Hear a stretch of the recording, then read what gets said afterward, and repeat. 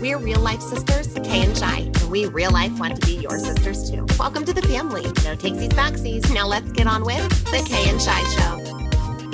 So in 2021, we came across a local lady leader mentor who slapped us upside the head a little bit and helped us to understand that sometimes you had to make business decisions that were more about where your energy was flowing versus where the money was flowing. Right.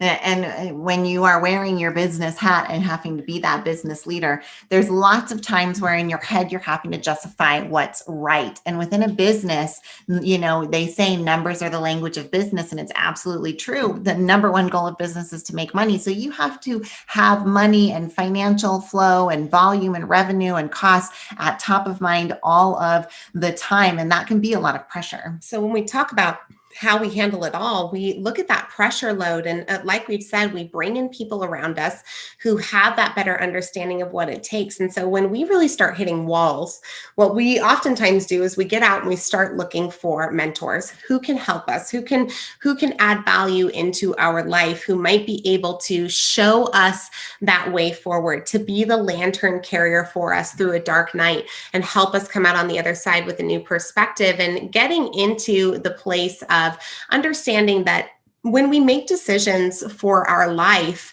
sometimes going in that direction of where your energy says yes is really important. It is. And trusting that intuition can help. And if it doesn't mean it's not painful. It does not mean it's not painful. You know, if you've been kind of listening this week and in this episode about how do you handle it all, and you surround yourself and with a team, and you stay in your flame, and permission to be a multi-passionate entrepreneur, like you might start to be thinking but how?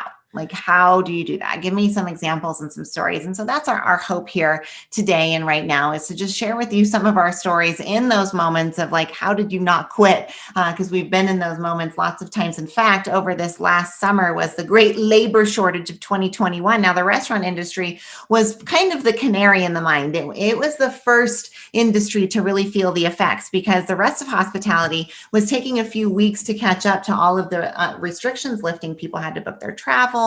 They didn't have things planned yet, but they started going out to eat the day restrictions lifted, and the labor shortage was felt for us early on. So May and June of 2021, we really started to feel it. And by July, we were at a crisis moment in the labor shortage, and whole big story for another day. But when we thought we couldn't handle anymore, a next level hit us, and a member of our HQ team had to go on unexpected leave. And that absence was extremely difficult, and took where we already felt like we were treading water, and put basically 2 more jobs on our plate, and said, you've got to handle this now. And we did handle it, but just barely.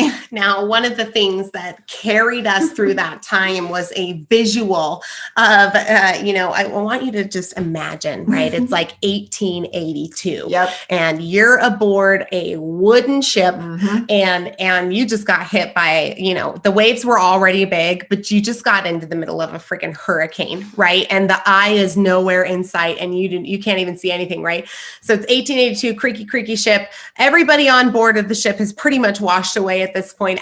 Everyone's gone. And you look up on the mast, and there at the top of the mast of the ship is the captain, clinging to the mast of the ship for dear life, looking up into the air with his fist raised, saying, "Is that all you got, God?" That maniacal imagery, for some reason, helped carry it around us. We're like, you got to be that captain, because if we're going to die in this storm, I'm going to at least be like on the ship. I'm going to be hanging on and welcoming the storm and facing it head on. And that's what we did. And we did dig deep and find that other level. But sometimes finding something like the crazy captain can be one of those small threads that carries you through a difficult time. Right. So when you're asking just how, maybe sometimes you can go in and dig deep for your internal crazy captain energy. That's right. And figure out how to show up in that way. In 2020, when the initial shutdowns happened and the pandemic really took over the restaurant, and we were 6 weeks into extreme extreme shutdowns in our community, to go only,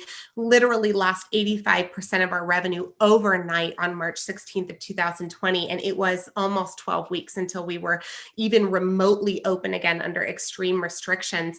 And we at one point had a news anchor come forward, and Shyla was being interviewed, and the news anchor said to Shyla, "How long can you hold on like this?" And I just said with so much emotion and intensity, as long as it takes. Like, as long as it takes. This is our family's business. This is financial. There's 200 employees, families, and jobs on the line, and locations and leases. And like, we are here. It's kind of the same energy as the captain, like, as long as it takes.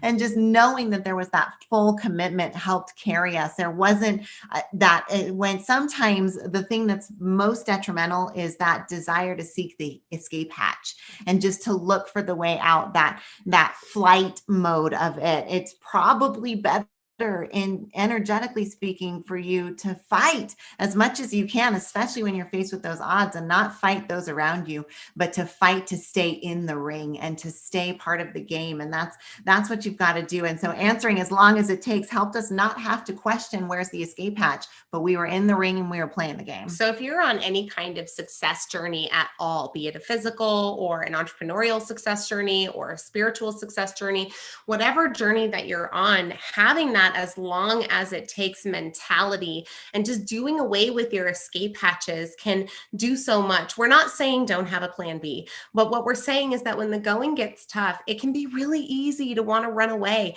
But sometimes, even when it's hard, all you have to do is show up. All you have to do is plant your feet in the location that you don't want to be and face that storm. Sometimes you're clinging to the mast of the ship so you don't fly off because you're in the middle of the storm, but you're still clinging to the ship. So just show up. This is where we like to take a lesson from Anna in Frozen 2, who tells us, just do the next right thing.